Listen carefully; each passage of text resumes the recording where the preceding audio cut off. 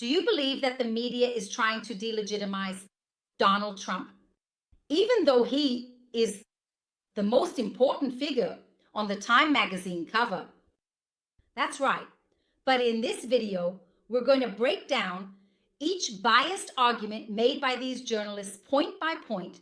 Come watch The with me. editorial board of Time magazine just picked you-know-who, Trump, as their person of the year yesterday. He celebrated by ringing the bell at the New York Stock Exchange, where he echoed some of these promises he made on the campaign trail. Watch. You just watch. They'll come down, and they'll come down fast, not only with insurance, with everything. We will end inflation and make America affordable again. We're going to get the prices down. We have to get them down. It's too much. Groceries, cars, everything. We're going to get the prices down. We will cut your taxes, end inflation, slash your prices. Well, he did cut taxes for multimillionaires, so that was true. Yeah, that part. Well, he will anyway. But he's already walking things back in this Time magazine. It's unbelievable what Joy said. Do you believe she tried to downplay Donald Trump with complete disregard for him, even with all the achievements he had during his presidency? Well, that's exactly what she did. It's unbelievable. Interview admitting that, quote unquote, it's hard to bring things down once they're up. I think it's the other way around too. But he said it's very hard. But it's very hard, he said. But I think that they will. It's a morning show, Joy.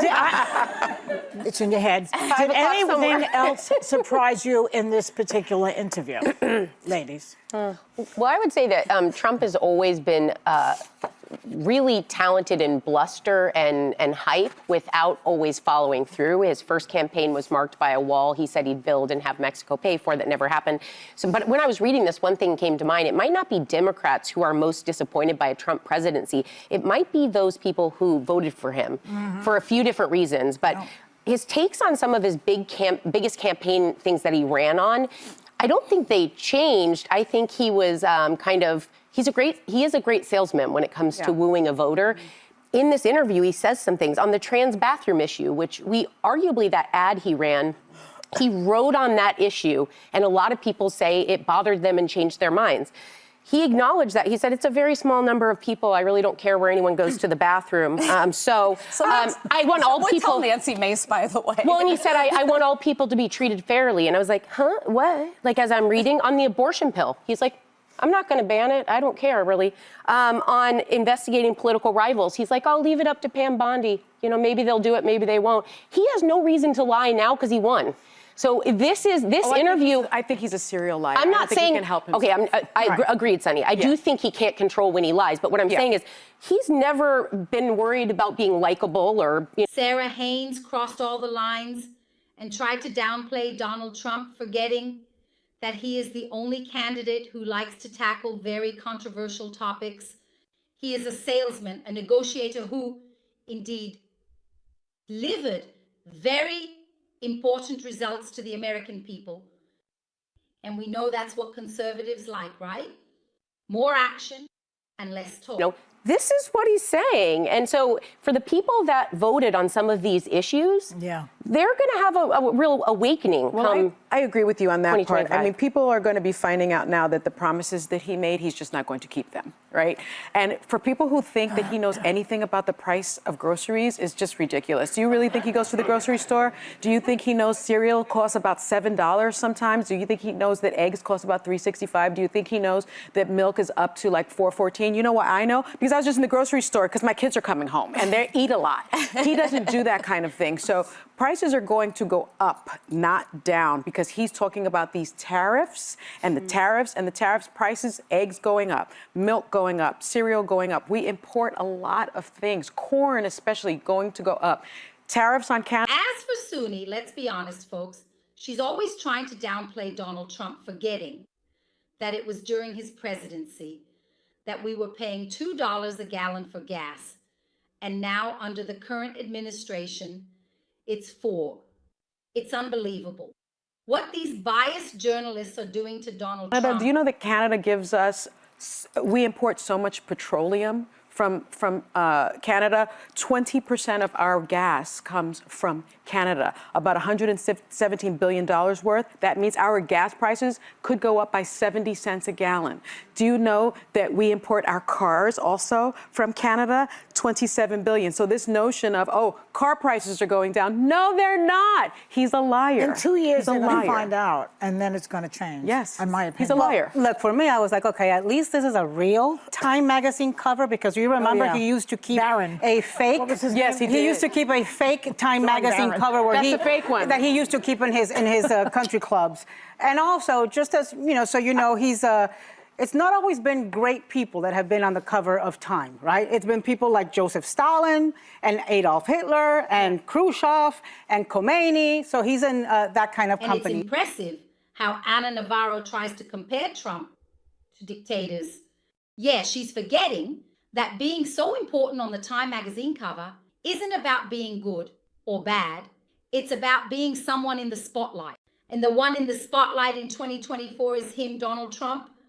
He rebuilt his image and returned to leadership with massive popular support, with a crushing majority now in 2024. That's obvious, right? Isn't it something that not just anyone can achieve, and yet these biased journalists are trying to downplay Donald Trump?